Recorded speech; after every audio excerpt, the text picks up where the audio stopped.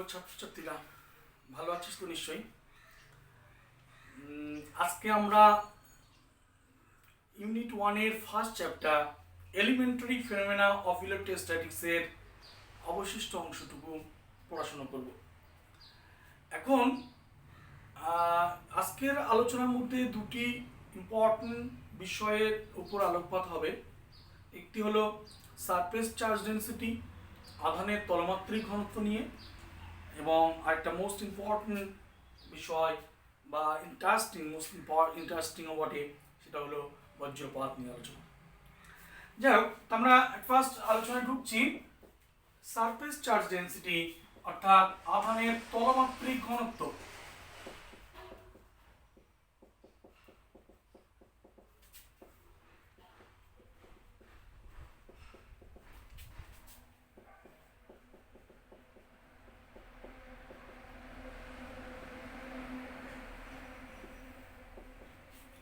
Surface charge density, আধানের তলমাত্রিক ঘনত্ব। এখন দেখ, তাহলে সারফেস চার্জ ডেন্সিটি বা আধানের তলমাত্রিক ঘনত্ব নিয়ে আমাদের আজকে আলোচনা প্রথমে একটু এর উপরে আলোকপাত করি। সারফেস চার্জ ডেন্সিটি, আধানের তলমাত্রিক ঘনত্ব। তা আলোচনাটা ঢোকার আগে আমরা একটা ইম্পর্টেন্ট কথা বলে নিই যে আধান সর্বদা পরিবাহীর বাইরে পৃষ্ঠে অবস্থান করে। কথাটা একটু ব্যাখ্যা করা যাক যে কোনো পরিবাহীকে যদি আধান দেওয়া যায়, সে আধান সর্বদা পরিবাহীর বাইরের পৃষ্ঠে অবস্থান করে, ভিতরে থাকে না। হোক সেই পরিবাহী নিরেট বা হোক ফাঁপা, ফাঁপা হোক বা নিরেট হোক, আধান দিলেই আধান সর্বদা পরিবাহীর বাইরের পৃষ্ঠে থাকে, ভিতরে থাকে না। যেমন কিছু কিছু বোনের যারা একটু সাজুগুজু বিশেষ পছন্দ আছে, ঢংবুড়ি, তাদের একটু ন্যাক আছে কি বলতে, যদি কিছু 10টা টাকা দিই, 50টা টাকা দিই, পেটে খাবে না, বুঝলি। একটা সাজুগুজুর জিনিস কিছু কিনে নিল, ওপরে মেখে রাখলো। তার মানে টাকা পয়সা ভিতরে যায় না, টাকা পয়সা খাওয়ার দাবার খাবে না, ভিতরে দেবে না, একটু বাইরে মেখে নিল। ঢং জিনিস ঢঙের জিনিস একটা কিছু কিনে নিল, সাজুগুজুর জিনিস মেখে নিল। তার মানে যাই দেওয়া হবে না, টাকা পয়সা সব বাইরে পৃষ্ঠে মেখে রাখবে, জিনিসপত্র কিনে পত্র, কিন্তু পেটের মধ্যে দেবে না। যাই হোক, তা আধান সর্বদা পরিবাহী বাইরের পৃষ্ঠে অবস্থান করে, ঠিক একই রকম প্রপার্টিজ একটা মিলে গেছে। এখন তাহলে একটু বিষয়টা নিয়ে আরেকটু ব্যাখ্যা করি কেন। অর্থাৎ ধর এই পরিবাহীকে আধান দেওয়া হয়েছে, দুটো দিয়ে দেখাচ্ছি। ধর এই পরিবাহীকে আমি পজিটিভ আধান দিয়েছি, একে নেগেটিভ আধান দিয়েছি। এই পজিটিভকে কি করে? বিকর্ষণ করে। বিকর্ষণ যদি করে, বিকর্ষণ করে তারা দূরে সরে যায়, দূরে সরে গিয়ে নিজেদের মধ্যে দূরত্ব ম্যাক্সিমাম করার চেষ্টা করে। তাহলে বল আমাকে, এ যদি দুটো দূরত্ব ম্যাক্সিমাম করার চেষ্টা করে, তাহলে কোথায় যাবে? একটা পুকুরে দুটো মাছ ঝগড়া হয়েছে, সে মাছ দুটো বলছে আমি দূরে চলে যাবো দূর থেকে। দূরে ম্যাক্সিমাম কোথায় যাবে বলতো? পুকুরের একদম এক কিনারায় একটা মাছ থাকবে, আর একটা মাছ কি একদম আরেকটা কিনারে চলে যাবে, তাই কিনা বল? তাহলে ঠিক তেমনটি এ চলে যাবে এখানে, এ চলে যাবে এখানে। একই গল্প এক্ষেত্রেও তাই। যদি মাইনাস দিই, এই মাইনাস সমপ্রকৃতি আধান বিকর্ষণ করে, তাই এ চলে যাবে এখানে, এ চলে যাবে এখানে, বাইরে পৃষ্ঠে চলে যাবে। তা মানে বুঝতে পারছি ব্যাপারটা? উদাহরণটা শুনবি। মনে কর স্কুলে ক্লাস চলাকালীন দুই বন্ধু বা দুই বান্ধবীর মধ্যে ঝামেলা হয়েছে, নিজেদের মধ্যে দূরত্ব ম্যাক্সিমাম করার চেষ্টা করছে। স্যার আছে, বেঞ্চ থেকে উঠে চলেও যেতে পারছে না, বেঞ্চে তারা দুজনেই বসেছিল। তখন কি করলো? দূরত্ব ম্যাক্সিমাম, অর্থাৎ একদম এই মাথায় একজন আর এই মাথায় একজন, বেঞ্চের একদম দুই কিনারায় দুজন। ঠিক শুনবি উদাহরণ, স্বামী স্ত্রী দুজন ঝামেলা হয়েছে, দূরত্ব ম্যাক্সিমাম করার চেষ্টা করছে। কি করে? খাটের এক ধারে একজন, একদম আরেক ধারে আরেকজন, একদম কিনারায় পড়ে যায় ভাব, একদম দুই ধারে চলে গেছে। বিকর্ষণ, দূরত্ব ম্যাক্সিমাম করার চেষ্টা করছে। ঠিক তেমন, তাহলে কি বললাম? সমপ্রকৃতি আধান পরস্পরকে বিকর্ষণ করে, এবং বিষয়টা কোনো পরিবাহীকে আধান দিলে, আধান সর্বদা পরিবাহীর বাইরে পৃষ্ঠে অবস্থান করে। আশা করি ব্যাপারটা বুঝতে পেরেছিস। এখন আমরা আধানের তলমাত্রিক ঘনত্ব নিয়ে আলোচনা করছি। মনে কর এই সারফেসটা ধর এর চারিদিকে আধান বন্টিত আছে। আমরা সেই আধান যে তলে বন্টিত আছে, সেই বন্টিত তার ঘনত্ব বার করব, তলমাত্রিক ঘনত্ব। সাপোজ এর যে সারফেস এরিয়া, সারফেস যে এরিয়া, সেই এরিয়াটা সাপোজ এ, তাহলে আমি যদি বলি এ ক্ষেত্রফলে বন্টিত আধান, এ ক্ষেত্রফলে বন্টিত আধান কত রে, কিউ। একক ক্ষেত্রফলে বন্টিত আধান কিউ বাই এ। একক ক্ষেত্রফলে যতটা আধান বন্টিত হলো সেই কিউ বাই এ, তারই কিন্তু স্পেশাল নাম, সেটা হচ্ছে সিগমা। তাই সিগমা এটাই হচ্ছে আধানের তলমাত্রিক ঘনত্ব, এটাই আধানের তলমাত্রিক ঘনত্ব। তাহলে আধানের তলমাত্রিক ঘনত্ব আমরা বলতে পারি আধানের তলমাত্রিক ঘনত্ব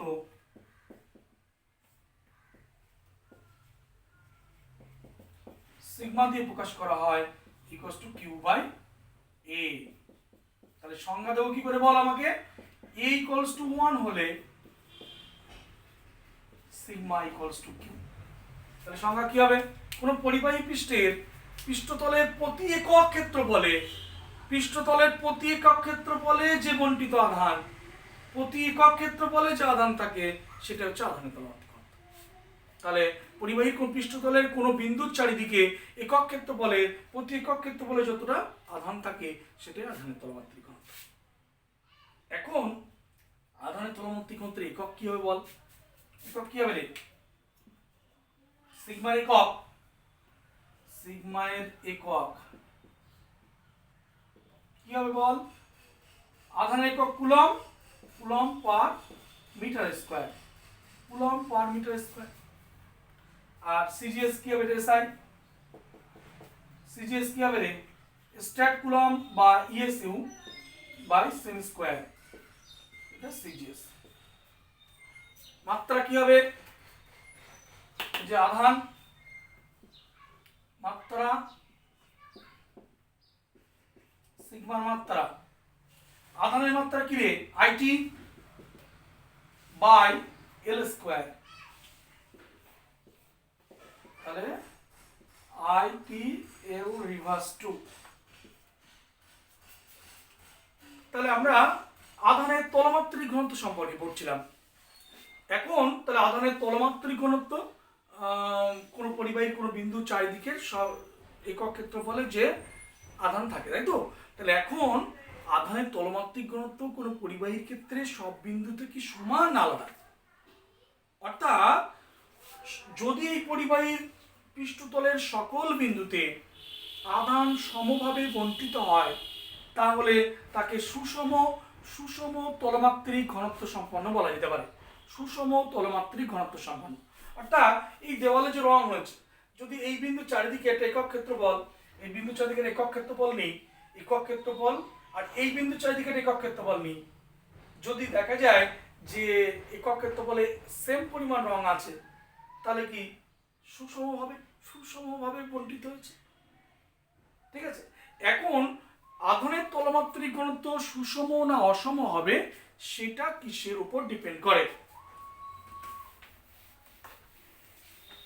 প্রসঙ্গত একটা কথা একটু বলে নিয়ে যায় তাহলে আমার সুবিধা হবে। সেটা হচ্ছে আধানের তলমাত্রিক ঘনত্ব চ্যাপ্টারটা কিন্তু নিউমেরিক্যাল যে স্কোপ আছে, একটা আমি আগের ক্লাসে আলোচনা করেছি, সেটা হচ্ছে কোন বস্তুর আধান এত কুলম্ব, তাতে কটা ইলেকট্রন প্রবেশ করলো বা কত ইলেকট্রন নির্গত হলো, তার ভর কত বৃদ্ধি পেলো বা হ্রাস পেলো, এই বিষয়ে আলোচনা করেছি। আর আরেকটা স্কোপ আছে এখান থেকে খুব ভালো নিউমেরিক্যাল হয়, বিশেষ করে এমসিকিউতে দেয়, দিল যে 27টা ছোট ছোট জলকণা যুক্ত এর বড় জলকণা হয়েছে, 27টা ছোট ছোট জলকণা যুক্ত এর বড় জলকণা হয়েছে। প্রতিটি জলকণার ছোট ছোট জলকণার আধান ছিল স্মল কিউ, এই যে একটা জলকণা, প্রতিটি জলকণার ব্যাসার্ধ স্মল আর এবং তার আধান ছিল স্মল কিউ আধান দেওয়া হয়েছে। এরকম 27টা জলকণা যুক্ত হয়ে যখন একটা বড় জলকণা হলো, সেই বড় জলকণা তার আধানের তলমাত্রিক ঘনত্ব দা সিগমা 2, আর এর ক্ষেত্রে আধানের তলমাত্রিক ঘনত্ব সিগমা 1 আর সিগমা 2 উভয়ের ক্ষেত্রে আধানের তলমাত্রিক ঘনত্বের অনুপাত কত। অঙ্কটা করবো কেমন করে একটু জাস্ট বলে যাই। সেটা হচ্ছে 27টা ছোট জলকণা, তাদের 27টার যে মোট আয়তন আর বড় জলকণার আয়তন সমান, তাই তো নাকি? এই 27টার ব্যাসার্ধ যোগ করলে কি বড়টার ব্যাসার্ধ হবে না, 27টার আয়তন যা হবে বড়টার আয়তন তাই হবে। তাহলে যদি একটা ছোট জলকণার আয়তন 4/3 পাই আর কিউব, স্মল আর ব্যাসার্ধ, তাহলে 4/3 পাই আর কিউব এটা হচ্ছে একটা ছোট জলকণার আয়তন, তার সঙ্গে 27 গুণ করলাম, করলে কি হবে ইকুয়ালস টু এই বড় জলকণা যার ব্যাসার্ধ কিনা ক্যাপিটাল আর, তাহলে কি হবে 4/3 pi capital R cube. 4/3 pi cancel হলো, তাহলে 27 মানে 3 এর কিউব, তাহলে 3r whole cube equals to r cube, তাহলে capital R equals to 3 small R. তাহলে আমরা একটু অঙ্কটা বলে দিই।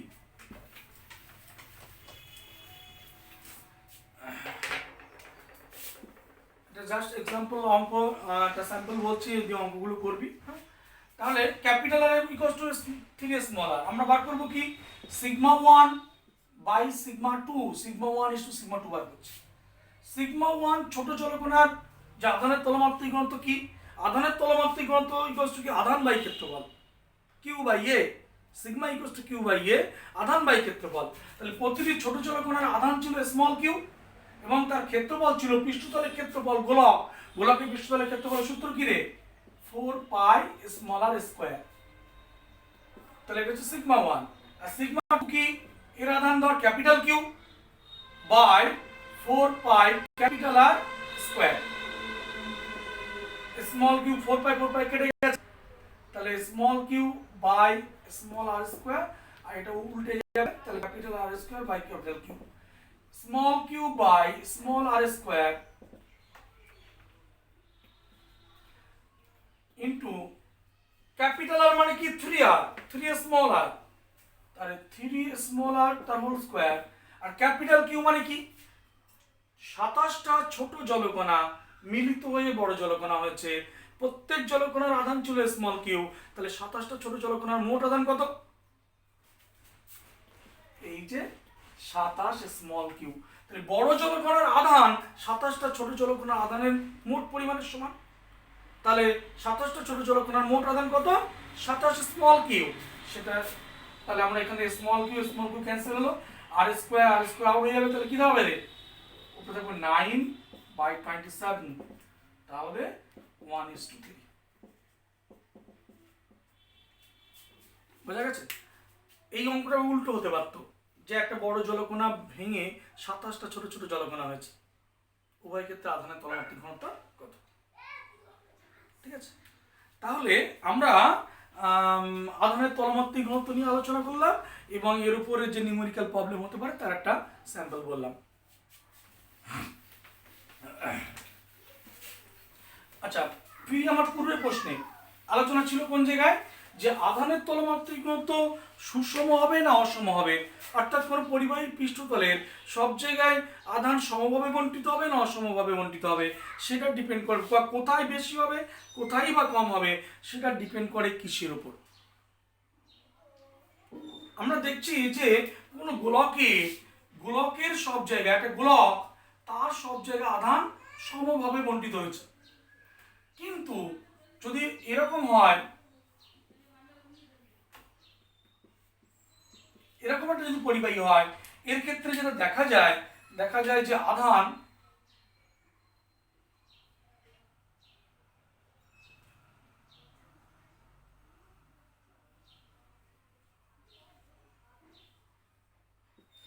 অর্থাৎ যে কোণগুলোতে আধান বেশি সঞ্চিত হয়েছে, প্রশ্ন হচ্ছে কেন, যেখানে বক্রতা বেশি সেখানে আধান বেশি সঞ্চিত হয়েছে, অর্থাৎ এখানে আধানের তলমাত্রিক ঘনত্ব বেশি।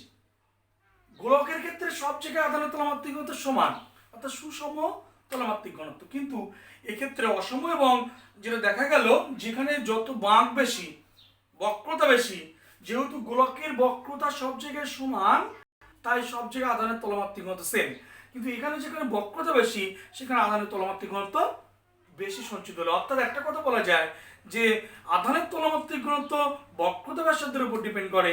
বক্রতা ব্যাসার্ধ, যেখানে বক্রতা ব্যাসার্ধ মানে মানে অনেক তীক্ষ্ণ প্রান্ত, বক্রতা অনেক বেশি, সেখানে কি হয়েছে, বক্রতা যখন অর্থাৎ যেখানে তীক্ষ্ণ প্রান্ত, এখানে দেখ তীক্ষ্ণ প্রান্ত, সেখানে কিন্তু আধানের তলমাত্রিক ঘনত্ব বেশি হয়েছে।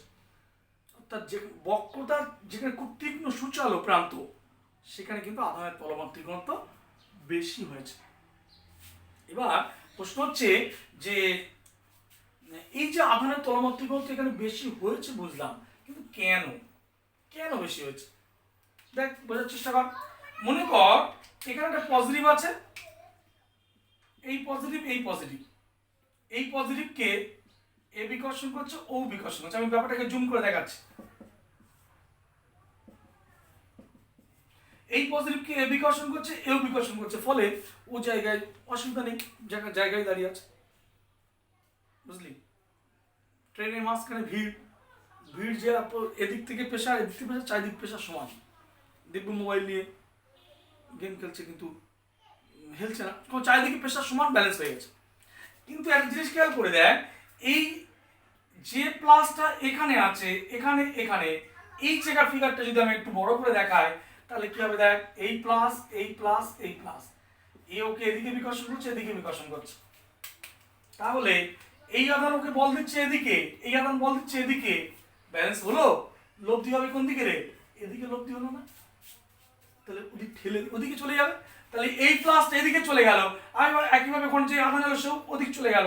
চলে যাওয়ার পর এই জায়গাগুলোতে, বাঁকগুলোতে কি হয়, আধান একটু ঠেলে গিয়ে আধান বেশি সঞ্চিত হয়ে যায়। অর্থাৎ এই বক্রতা যেখানে বেশি, সেখানে কিন্তু আধানের তলমাত্রিক ঘনত্ব বেশি হয়ে যাচ্ছে। অর্থাৎ যেখানে সূক্ষ্ম প্রান্ত, সেখানে আধানের তলমাত্রিক ঘনত্ব বেশি। তাহলে গোলকের ক্ষেত্রে যেহেতু সকল জায়গায় বক্রতা সমান, তাই এর আধানের তলমাত্রিক ঘনত্ব সমান। তাহলে আধানের তলমাত্রিক ঘনত্ব সুষম এবং অসম কোন কোন ক্ষেত্রে এবং সেটা কিভাবে নির্ভর করে, সেটা বিষয়ে আমরা একটু জানলাম। এবারে আমরা এর সঙ্গে সঙ্গতি রেখে আমরা একটা আলোচনা ঢুকছি যে আধানের সূচিমুখ ক্রিয়া, আধানের সূচিমুখ ক্রিয়া, সেটা ব্যাপারটা কিরকম।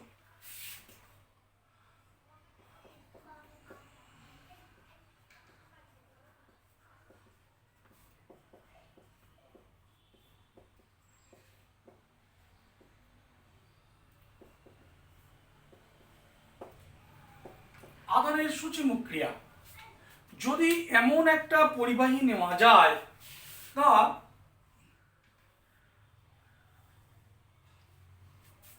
যার একটা প্রান্ত খুব তীক্ষ্ণ সূচের মতো তীক্ষ্ণ, সূচিমুখ ক্রিয়া। তীক্ষ্ণাগ্র পরিবাহীর ক্ষেত্রে কি হয়, তীক্ষ্ণ অগ্র জাহার, এর ক্ষেত্রে ব্যাপারটা কি হচ্ছে দেখ, ধর আধানে বন্টিত হচ্ছে, তো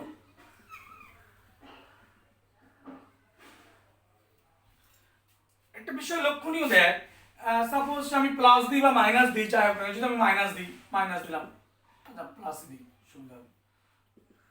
সুবিধা বলতে এখানে এইগুলো মাইনাস মতো লাগছে, তো তাই আমি এটা প্লাস দিলাম। এমনি একই ব্যাপার, প্লাস দিলাম বা মাইনাস দিলাম, ব্যাখ্যা একদম একই। তা আমি এই যে প্লাস বানান দিয়েছিলাম, আমি মাইনাস দিয়েও ব্যাখ্যা করলে ব্যাখ্যা একই। তাহলে এই তীক্ষ্ণ প্রান্তে বেশি মাত্রায় আধান সঞ্চিত হয়েছে। তাহলে এই আধান যেখানে এখানে যে বেশি মাত্রায় সঞ্চিত হলো, আধান এখানে যে বেশি মাত্রায় সঞ্চিত হলো, সেই বেশি মাত্রায় সঞ্চিত হলে কেন আধানের তলমাত্রিক ঘনত্ব বেশি, অনেকটা বেশি হয়ে গেল।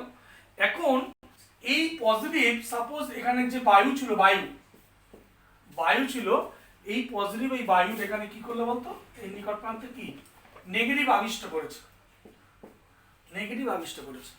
আবেশ, আগের ক্লাসে আবেশ নিয়ে আলোচনা করেছি।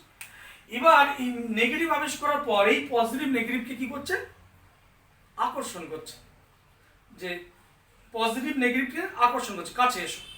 এবার এই এখান থেকে কিছুটা বায়ু দেখা যাচ্ছে এই নেগেটিভ বায়ু এর কাছে চলে এলো, যে কাছে চলে এলো, পজিটিভ নেগেটিভকে কি করলো রে, এই পজিটিভ এই নেগেটিভকে,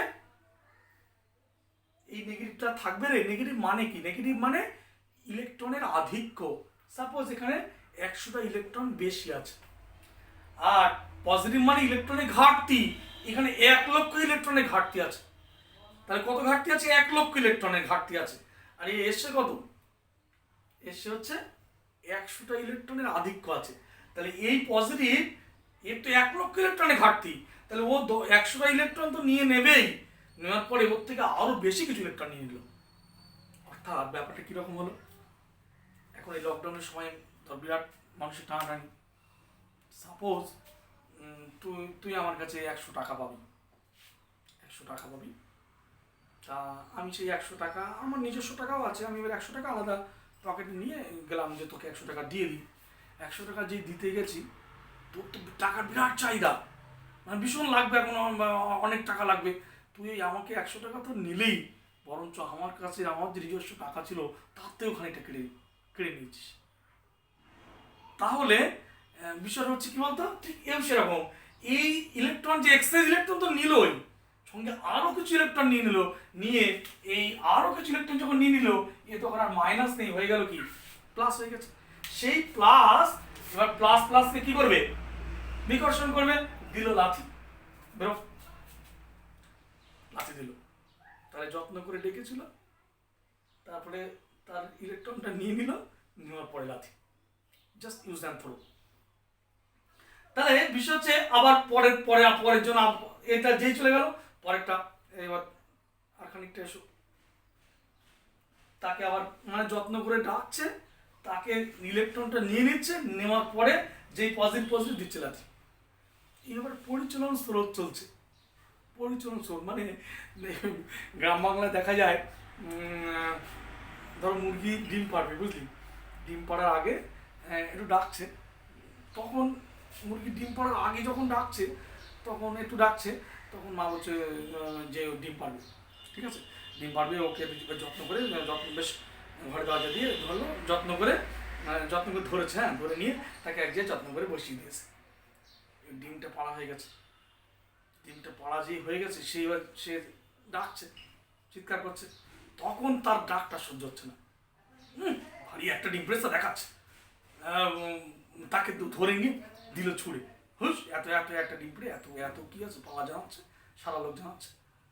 সেই তাহলে ডিম পড়ার আগে আর পূর্বে একটা জিনিস খেয়াল কর, ডিম পড়ার পূর্বে তাকে বেশ যত্ন করে নিয়ে বসালো, যে ডিমটা পাওয়া হয়ে গেছে, এইবার তাকে দিল ছুড়ে ফেল। ঠিক তদ্রুপ আগে আবেশ করেছে, বুঝলি, ওই মুরগি যখন ডিম পড়ার আগে তখন আমাকে আবিষ্ট করেছিল যে আমি কিন্তু ডিম দেবো, ওরা আবিষ্ট হয়ে গেছে, তাই যত্ন করে নিয়ে বসে, যে ডিম নেওয়া হয়ে গেছে দিলাম ছুড়ে। ঠিক তেমনটি মাইনাস আবিষ্ট করেছে, করে মাইনাসকে ডেকেছিল, ডেকে প্লাস করে দিয়ে এবার দিয়েছিল। এক্সাম্পল আর শুনবি, ধর মুসাম্মি লেবু, তুই ভীষণ ভক্ত, মুসাম্মি লেবু ভীষণ ভালো খাস, তা মা একটা প্লেটে করে এক প্লেট মুসাম্মি লেবু দিয়েছে, ঠিক আছে, দিয়েছে। এবার তুই লেবুটা ভীষণ ভক্তি করে, লেবুর প্রতি যে তোর মোহ, সেটা তোকে আবিষ্ট করেছে লেবু, তাই এবার সে আবিষ্ট হয়ে তুই লেবুটাকে তাড়াতাড়ি নিয়েছিস গালে, নেওয়ার পরে কামড় দিলি, দেওয়ার পরে রসটা খেয়ে নিয়েছিস, নেওয়ার পরে এইবার অবশিষ্ট যে অংশটা মাকে, মা এটা কোথায় রাখবো, এটা একটা বিরক্তিকর, এই যে লেবুটা একটু আগে কত আদর করে গালে তুললাম, সেই লেবুর যে অবশিষ্ট অংশটা রসটা খাওয়ার পরে সেটা আমার কাছে একটা বিরক্তিকর, মা এটা কোথায় রাখবো, কিছু। তার মানে ব্যাপারটা এটাও কিন্তু সব ফিজিক্স দিয়ে সবই প্রায় ব্যাখ্যা করা যায়, ঠিক আছে। যাই হোক, তা আমরা বলছিলাম এইভাবে একটা চক্র মতো চলে, এবং খুব হালকা যদি এরকম একটা চক্র এখানে রাখা যেত, তাহলে সেটা একটু ঘুরতে থাকে, এবং এই যে ঘুরতে থাকে মানে খুব খুব খুব মৃদু একটা বায়ুপ্রবাহের সৃষ্টি হয়, একে তড়িৎ বার্তা বা ইলেকট্রিক উইন্ড বলা হয়। এবং এই যে গোটা ঘটনাটা বললাম, এটাকেই বলা হয় আধানের সূচিমুখ ক্রিয়া। বোঝা গেছে কি বলেছি, কি বললাম? আধানের সূচিমুখ ক্রিয়া। এখন দেখ, তাহলে এই আধান, আমি দেখ এইটাকে যদি আরো বেশি আধান দিই, তাহলে আধানের সূচিমুখ ক্রিয়াটা বুঝলাম। আরো একটা এই প্রসঙ্গে একটা কথা বলে নিই, তড়িৎ ক্ষরণ ক্রিয়া বলে একটা কথা এই প্রসঙ্গে, তড়িৎ ক্ষরণ ক্রিয়া সেটা কি জিনিস? আমি যদি একে আধান দিতে থাকি, তাহলে আধান আরও বেশি পেলো, এখানে এই তীক্ষ্ণ প্রান্তে আধান বেশি বেশি করে সঞ্চিত হচ্ছে। এমতো পরিস্থিতিতে যদি আধানের এখানে খুব বেশি হয়ে যায় তখন কী হবে বলতো, আধান খরিত হতে পারে, আধান খরিত হতে পারে। আবার এমন দেখ একটা কথা, এখানে আধান আছে, আমি এখানে প্লাস আছে, তো আমি এখানে একটা মাইনাস কিছু রেখেছি, বা আবেশ মাইনাসই করেছে, এদের মধ্যে বিভব পার্থক্য এই নয়, গ্যাস বলে চলে আসতে পেরেছিল, বায়ু চলে আসতে পেরেছিল, এখন বায়ু নয় সলিড কিছু মনে কর, তো এখানে সেটাকে আমি মাইনাস দিলাম। এবার এই যে মাইনাস দিলাম আর এইদিকে প্লাস, এই প্লাস আর এই মাইনাসের মধ্যে যদি বিভব পার্থক্য খুব বেশি বেড়ে যায় তাহলে এটা চলে আসতে পারছে না এর কাছে, তাহলে এই বিভব পার্থক্য খুব বেশি বেড়ে যায় তাহলে এমন হতে পারে এর থেকে কিছু আধান খরিত হতে পারে, ঠিক যেমন কিভাবে একটা উদাহরণ শুনবি, মনে কর এখন তো রোজার সময় কিছু খাওয়া বারণ, এখন রোজায় আছি মনে কর, এখন কিছুটা লোভনীয় জিনিস যেটা কিনা আমার বেশ হট ফেভারিট, এখন সেটা দেখা মাত্র লালা নিঃসরণ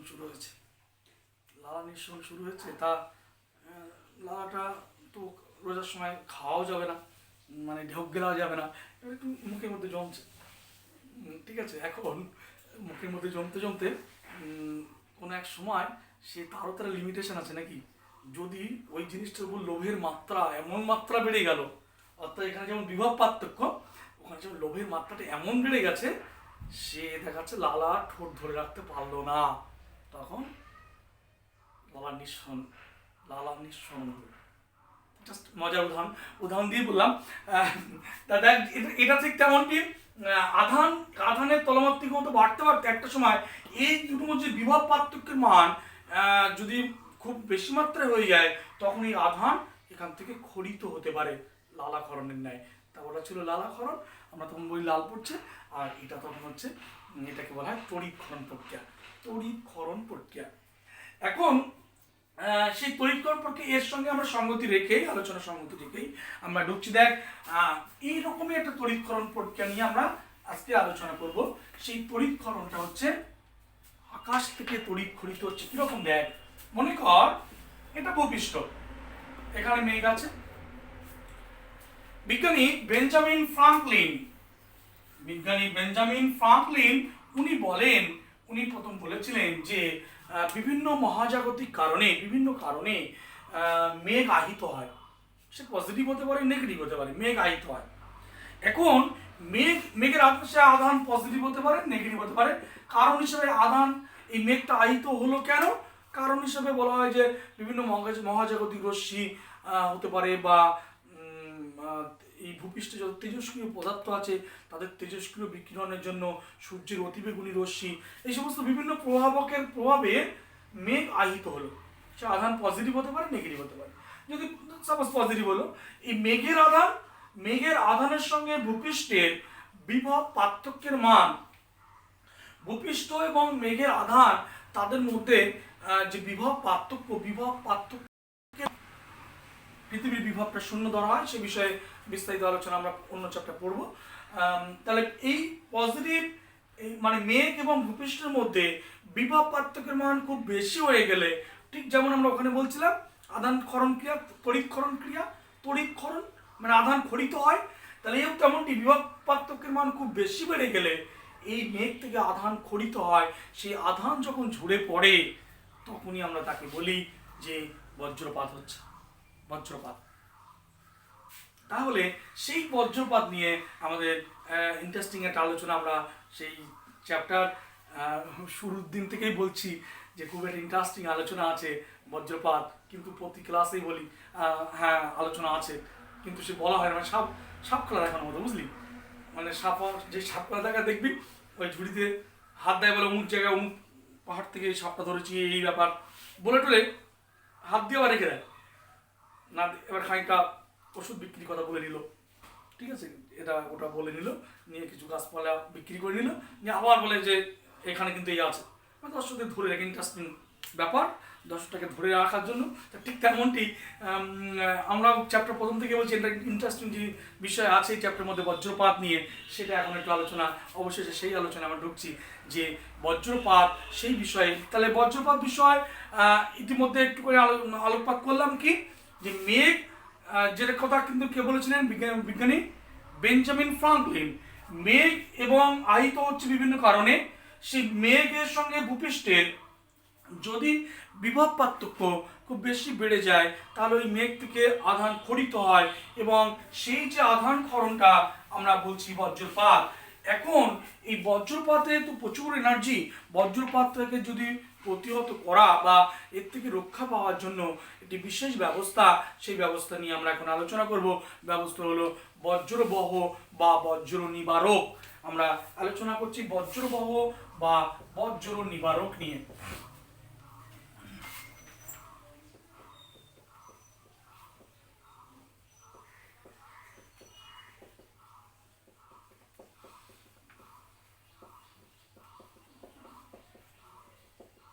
এই লাইটনিং কন্ডাক্টর और এর আরেকটা নাম আছে, নামটা হলো লাইটনিং অ্যারেস্টার।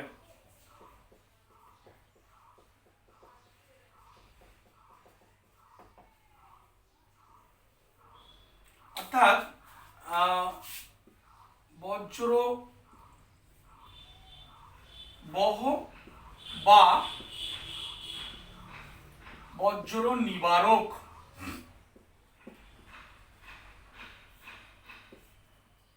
বজ্রবহ বা বজ্র নিবারক।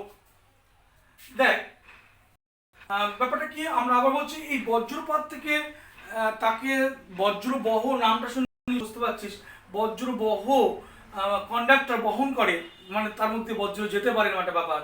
আর নিবারক, বজ্র নিবারক তাকে অ্যারেস্ট করে, বজ্র লাইটনিং অ্যারেস্টার তাকে অ্যারেস্ট করছে, মানে নিবারণ করছে, প্রতিহত করছে, সেই ব্যাপারটা নিয়ে আলোচনা করছি। খেয়াল কর, মনে কর এটা একটা বহুতল বাড়ি, সেই বহুতল বাড়ি, এদিকে মেঘ আছে, মেঘের আধান আছে, পুরো দেখবি প্রায় অনেক বাড়িতে এরকম থাকে, এই বাড়ির মাথায় এরকম একটা ব্যবস্থা, ঝাঁটার মতো ধাতব থাকে, এবং এটা ধাতব তামা হলে খুব ভালো হয়, সুপরিবাহী হলে ভালো হয়। তামা অনেক দাম, ওই জন্য অনেক বাড়িতে তার কাছে লোহা দেয়। এটা কিন্তু কোনো কাটিং হলে হবে না, একদম টানা একটা লোহার দণ্ড, বা সাধারণত দাম বেশি বলে তামা পরিবর্তে অনেকে লোহা নেয়, তবে তামা হলে ভালো হয়। তাহলে সেই তামার দণ্ডটা পুরো নিয়ে এই মাটির গভীরে একটা তামার প্লেট কোথাও থাকবে, তার সঙ্গে আটকানো থাকবে একদম পুরো, ডিসকানেক্ট থাকবে না, মানে কোথাও ডিসকানেক্ট হবে না। এবার মাথা করে ঝাঁটার মতো শুকো শুকো দণ্ড থাকে। তোরা বলবি কই, বেশিরভাগ তো দেখি ত্রিশূল মতো থাকে। ত্রিশূল অ্যাকচুয়ালি কী বলতো, মানে অনেকগুলো সূচিমুখ হলে ভালো হয়, তবে তিনটে দিয়ে অনেক সময় ত্রিশূল করে, কারণ হিন্দু সমাজ ব্যবস্থায় ত্রিশূলে একটা ধর্মীয় তাৎপর্য আছে, তাই তারা দুটো উদ্দেশ্য একসঙ্গে মেটায়, মানে এদিকে বজ্রবহের কাজটা মিটবে, আবার ধর্মীয় যে তাৎপর্য সেই উদ্দেশ্যটাও সাধিত হবে। তাই বলে শুধু ত্রিশূলের একটা ছোট দণ্ড উপরে পুঁতে দিলে হবে না, কিন্তু পুরোটা রাখতে হবে একদম মাটি পর্যন্ত। ঠিক আছে, যাই হোক, এখন এই মেঘ কি করে, মেঘ যেহেতু পজিটিভ, এখানে নেগেটিভ আবিষ্ট করে, নেগেটিভ আধানের সূচিমুখ, এই যে সুচল প্রান্তে পজিটিভ, এখানে নেগেটিভ আবিষ্ট করে, এবং দূর প্রান্তে কি করে রে, পজিটিভ আবিষ্ট করে। এবার এই পজিটিভ এ তো গ্রাউন্ডে চলে গেল, এই নেগেটিভটা থাকছে। সেই নেগেটিভ কি করে, একটু আগে যেটা বলছিলাম আধানের সূচিমুখ ক্রিয়া, এই নেগেটিভ কি করে, এখানকার যে বায়ু আছে সেই বায়ুকে পজিটিভ তড়িৎগ্রস্ত করে দেয়, আবেশ করে, ঠিক একই রকম একটু আগে যেটা বলছিলাম, এই পজিটিভকে এবার টানে, আকর্ষণ করে, এর আকর্ষণে কিছু পজিটিভ বায়ু চলে এলো, এই যে পজিটিভ কিছু বায়ু চলে এলো। এবার এই পজিটিভ চলে আসার পর কি করে বলতো, এই পজিটিভকে এই নেগেটিভ কি করে দেয়, এবার নেগেটিভ করে দিল, পজিটিভ নেগেটিভের সংস্পর্শে এসে নেগেটিভ হয়ে গেল। এইবার এই নেগেটিভকে কি করবে, লাথি দিল, লাথি, এই লাথি মারল দিয়ে এই বায়ু এই যে নেগেটিভ বায়ু এবার এখানে চলে গেছে, চলে যাওয়ার পর এই নেগেটিভ যখন এখানে চলে গেল, এই নেগেটিভ এই মেঘের পজিটিভকে কিছুটা প্রশমিত করে দেয়। ফলে কি হয়, ওই মেঘের সঙ্গে এই বাড়ির যে বিভব পার্থক্য ছিল সেই বিভব পার্থক্য কিছুটা কমে যায়। তাহলে এই মেঘের সঙ্গে এই বাড়ির যে বিভব পার্থক্য সেই বিভব পার্থক্য কিন্তু কিছুটা হ্রাস পায়। এখন এই বিভব পার্থক্য যখন হ্রাস পাবে, তাহলে এই বাড়ির উপর বজ্রপাতের সম্ভাবনা একটু হলেও কিন্তু কমে গেল। ঠিক আছে, এই যে ব্যবস্থা, এই ব্যবস্থাকেই বলা হয় যে বজ্র নিবারক বা বজ্রবহ। এই যে ব্যবস্থাটা বজ্র নিবারক বা বজ্রবহ বলা হয়। দেখ, তাহলে তুই বলতে পারিস নামটা, এই দুটো নামের মধ্যে কেমন একটা কন্ট্রাডিকশন লাগছে না? সেম জিনিস, অথচ নাম দুটো যেন একটু বিপরীতধর্মী নাম লাগছে না? বজ্র বহ, বহ কন্ডাক্টর, কন্ডাক্টর যে কন্ডাক্ট করে, বহন করে। আমরা ওই তড়িৎ পরিবাহী, তার মধ্যে তড়িৎ যেতে পারে। তাহলে কন্ডাক্টর, ইলেকট্রিক কন্ডাক্টর, তার মধ্যে তড়িৎ যেতে পারে। তাহলে বজ্র বহ, লাইটনিং কন্ডাক্টর মানে তার মধ্যে বজ্র যেতে পারে। ধর আবার নিবারক, অ্যারেস্টার, প্রতিহত করছে, আসতে দিচ্ছে না। তাহলে ওর মধ্যে দিয়ে বহন করছে আবার আসতে দিচ্ছে না। দুটো নামের মধ্যে কেমন একটা বৈপরীত্য লাগছে না? একই বিষয়ের নামটা একটু দুরকম বিপরীতধর্মী নাম মনে হচ্ছে। নাম দুটোর ব্যাখ্যা করা যাক। দেখ, তাহলে আমরা দেখলাম যে এই ব্যবস্থাটা মাধ্যমে কি এই মেঘের এই যে ব্যবস্থার মধ্যে মেঘের আদানটা, পজিটিভ আদানটা একটু হ্রাস পাচ্ছে, প্রশমিত হচ্ছে। ফলে এই মেঘের সঙ্গে বাড়ির যে বিভব পার্থক্য কমছে, ফলে এই বাড়ির উপরে বজ্রপাতের সম্ভাবনা কিছু। এক্ষেত্রে বলা যায় কি, এই এই যে বিষয়টা, এই অবস্থাটা কি করলো, এই বজ্রকে প্রতিহত করলো, তাকে অ্যারেস্ট করলো, তাকে মানে কি তার উপর একটা প্রতিরোধ, তার ভিতরে প্রতিরোধ তৈরি করলো। তাই বজ্র নিবারক, এই অর্থে নামটা বজ্র নিবারক দেওয়াটা ঠিক আছে, যে বজ্র নিবারক। কিন্তু বজ্রবহ কেন বলছে? যদি এই আটকানো সত্ত্বেও যদি একান্তই এই বাড়ির ওপর বজ্রপাত হয়, তাহলে আমরা বললাম কিছুটা হলেও বজ্রপাতের সম্ভাবনা হ্রাস পায়। কিন্তু তা সত্ত্বেও যদি বজ্রপাত একান্ত এই বাড়ির উপর পড়ে, তাহলে কি হবে, ওই বজ্র মানে প্রচুর আধান, বললাম আধান, চার্জ খরিত হচ্ছে, সেই আধান এর মধ্য দিয়ে সোজা গ্রাউন্ডে চলে যাবে। তাহলে এক্ষেত্রে বজ্র মানে যদি আধানটা হয়, ওই তড়িৎক্ষরণ হচ্ছে, ওই তড়িৎটাই যদি বজ্র, তাহলে সেই বজ্রটা এর মধ্য দিয়ে, পরিবাহীর মধ্য দিয়ে পরিবাহিত হয়ে গ্রাউন্ডে চলে গেল, বাড়ির ক্ষতিটা হলো না। তাহলে এক্ষেত্রে এর নামটা কি বজ্রবহ, অর্থাৎ ওই বজ্রটাকে সে বহন করে নিয়ে গেল মাটিতে। তাহলে বাধা দিচ্ছে সেই অর্থে বজ্র নিবারক, আর এ বহন করে মাটিতে নিয়ে যাচ্ছে এই অর্থে নাম হচ্ছে বজ্রবহ। জাস্ট একটা এর সিমিলার একটা উদাহরণ দেওয়া যেতে পারে। মনে কর একজন মাকে যদি বলা যায় যে দুঃখ কষ্ট বহ, আবার দুঃখ কষ্ট নিবারক, দুটোই বলা যাবে। জাস্ট এরকম একটা বজ্রের জায়গায় মা দে, মা,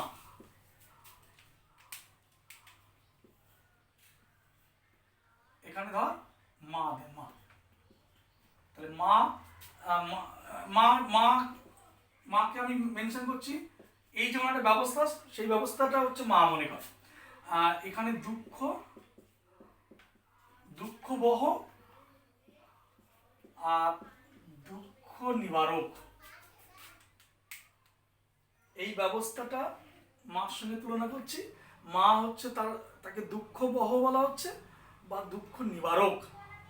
তাহলে মাকে দুঃখবহ বা বলা হচ্ছে মানে দুঃখকে বহন করে, অবশ্য দুঃখ নিবারক দুঃখকে নিবারণ করে। কি করে সম্ভব? দুটো নাম বিপরীতধর্মী। দেখ, যদি মা তার সন্তানের দিকে যদি কোনো বিপদ ধেয়ে আসে, কোনো দুঃখজনক বিষয়, যন্ত্রণা, দুঃখ ধেয়ে আসলে মা যথাসম্ভব চেষ্টা করে তাকে প্রতিহত করা, বাধা দেওয়ার চেষ্টা করে, সেই দুঃখ যন্ত্রণাকে বাধা দেওয়ার চেষ্টা করে, যাতে তার দুঃখ যন্ত্রণা তার সন্তানের গায়ে আঁচ না লাগে, দুঃখ যন্ত্রণার আঁচ সন্তানের গায়ে না লাগে, তাই বাধা দেওয়ার চেষ্টা করে সাধ্যমতো। তাই মা হচ্ছে দুঃখ নিবারক।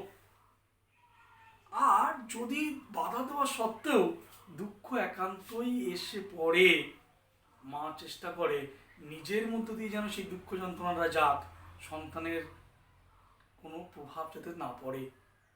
তাই মা দুঃখ কষ্টকে ক্ষেত্রে নিজের মধ্য দিয়ে বহন করলো, তাই মা হলো দুঃখ বহ। বুঝে গেছে? বজ্রপাতের সময় বিপজ্জনক স্থান কোথায় আর নিরাপদ স্থানই বা কোথায়? বিপজ্জনক স্থান উঁচু গাছ, উঁচু মাটির দেওয়াল, এগুলো সবই বিপজ্জনক স্থান। নিরাপদ স্থান বলতে সেটা এই বজ্রপ্রবাহযুক্ত বাড়ি বলা যেতে পারে। ধাতব আচ্ছাদনযুক্ত গাড়ি, কিরকম? একটা ধাতব আচ্ছাদনযুক্ত গাড়ি, তার মধ্যে ধর তুই বসে আছিস। এবার বজ্রপাত হচ্ছে, ড্রাইভারকে বলে গাড়ি দাঁড় করাও। কেন গাড়ি দাঁড় করাও? বলছে লোহার রড টড আছে কিছু?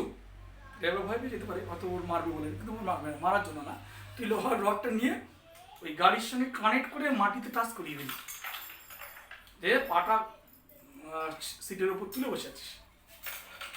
এটা অনেকটা নিরাপদ। কেন? যদি বজ্রপাত হয় তাহলে আধান পরিবাহীর সর্বদা বাইরে পৃষ্ঠে অবস্থান করে, অর্থাৎ ওই গাড়ির যে ধাতব আচ্ছাদন সেটা তড়িৎ পর্দা হিসেবে কাজ করবে। তড়িৎ পর্দা হিসেবে কাজ করে তার উপর দিয়ে আধানটা গিয়ে ওই যেটা তোর কানেক্ট করলি মাটিতে, ওর মধ্যে দিয়ে মাটিতে নেমে যাবে। অর্থাৎ সেই গাড়ি এই কানেক্ট করা আছে, এই আধান যদি বজ্রপাত হয়, আধান এই পৃষ্ঠ দিকে এর সঙ্গে গিয়ে গ্রাউন্ডে চলে যাবে, এর মধ্যে দিয়ে গ্রাউন্ডে চলে যাবে। তাই বজ্রপ্রবাহযুক্ত বাড়ি বা এই মোটর গাড়ি, ধাতব আচ্ছাদনযুক্ত গাড়ি, এটা অনেকটা নিরাপদ। একান্ত নসিব খারাপ থেকে কিছু করার নেই। যাই হোক, যেটা বলছিলাম, তাহলে অপেক্ষিত নিরাপদ স্থান কোনগুলো আর বিপজ্জনক স্থান সেটাও বা কোনগুলো, সেটা নিয়ে আলোচনা করলাম। এখন লাস্ট যাওয়ার পথে খাওয়ার মাছ, যেটা আলোচনা, এই বজ্রপাত এটা একটা ভয়ানক বিপজ্জনক যে বিষয়, সেটা তোরা দেখেওছিস যে ইদানিংকালে বজ্রপাতের মৃত্যুর সংখ্যা কিন্তু অনেক অনেক বেশি হয়। একটু ঝড় বৃষ্টি হলে শোনা যায় অমুক জায়গায় বজ্রপাতে মারা গেছে, অমুক জায়গায় মারা গেছে, ক্ষয়ক্ষতি হয়েছে।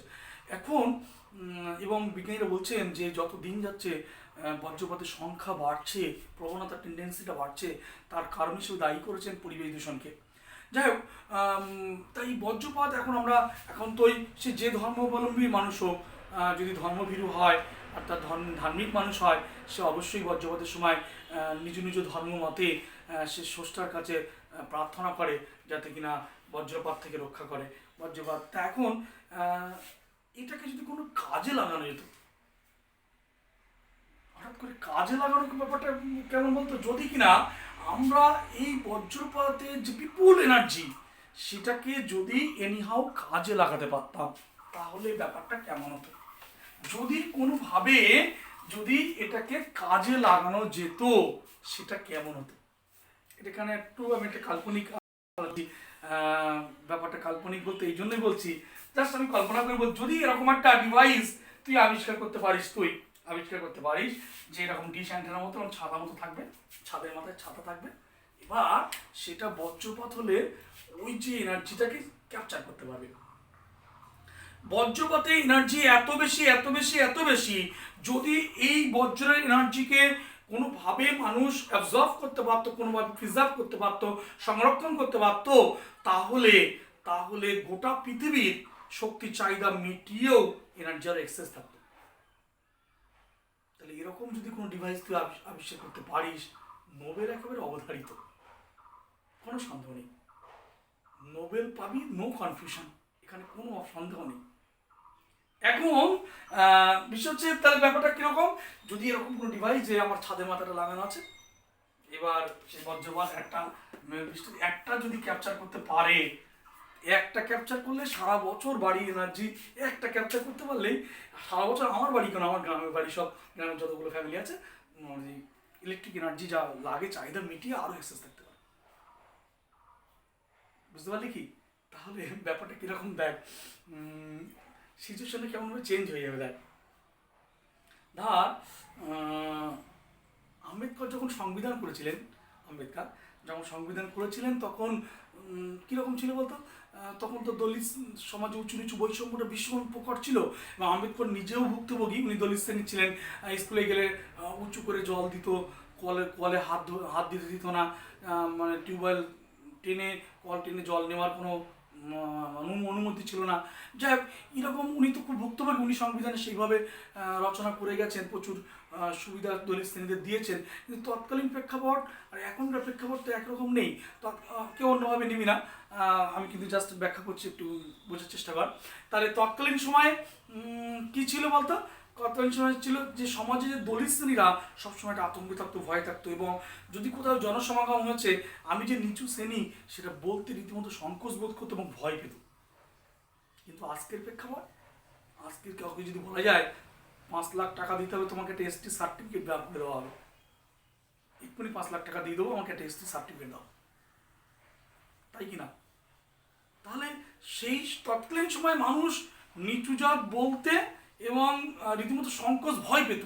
আজকে সবাই চাইছে পারলে টাকা ঘুষ দিয়েও যদি এরা নিচু হয়ে যায়, নিচু জাত হওয়ার চেষ্টা করছে সবাই। তাহলে প্রেক্ষাপট দুটো আলাদা না? দুটো আলাদা প্রেক্ষাপট তো।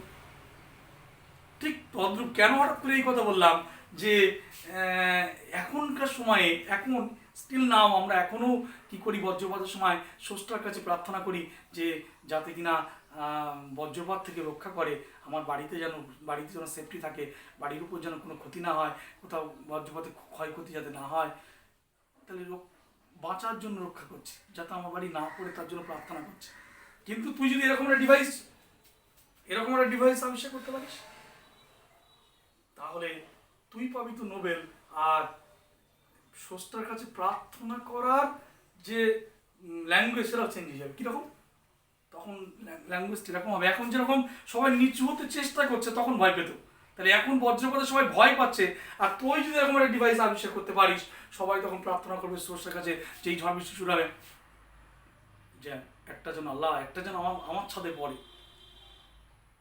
ভগবান একটা যেন আমার ছাদে পড়ে, গড যাতে একটা যেন আমার বাড়ির উপর পড়ে।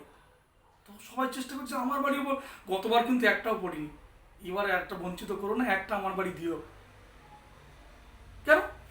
একটা পেলেই তো মোটামুটি বছরে কাজ মিটে গেল। তাহলে প্রার্থনার ভঙ্গিটা পুরো চেঞ্জ হয়ে গেল না? পুরো উল্টো হয়ে গেছে। তখন হয়তো বৃষ্টির পরে ফোন করে, হ্যালো তোরা কি পেয়েছিস? আত্মীয়ের কাছে ফোন করছে, হ্যালো তোরা কি একটা পেয়েছিস? তোদের ঝুড়িতে একটা পড়েছে, আমরা কিন্তু একটা পেয়েছি। একটা পাওয়া মানে বিরাট একটা লটারি পাওয়া। তাহলে একটা বিষয় দেখ, এরকম একটা যদি আমরা কোনোভাবে ইন ফিউচার যদি আবিষ্কার হয়, তাহলে বজ্রপাতের এই এনার্জি দিয়ে আমরা এনার্জি সমস্যা নিয়ে পৃথিবীতে আজকে বিভিন্নভাবে চিন্তা করছে, ভাবছি বিকল্প এনার্জি নিয়ে ভাবছি। কিন্তু এরকম একটা বিষয় যদি ভাবা যায় যে বজ্রপাত এনার্জিটাকে, বিপুল এনার্জিটাকে যদি কোনোভাবে প্রিজার্ভ করা যায়, তাহলে বজ্রপাতের ক্ষয়ক্ষতি থেকে তো মানুষ বা সব কিছু বাঁচবে, উপরন্ত আমাদের শক্তির চাহিদা মিটে যাবে, আর তুই পাবি নোবেল। এখানে নো কনফিউশন, চ্যাপ্টার শেষ।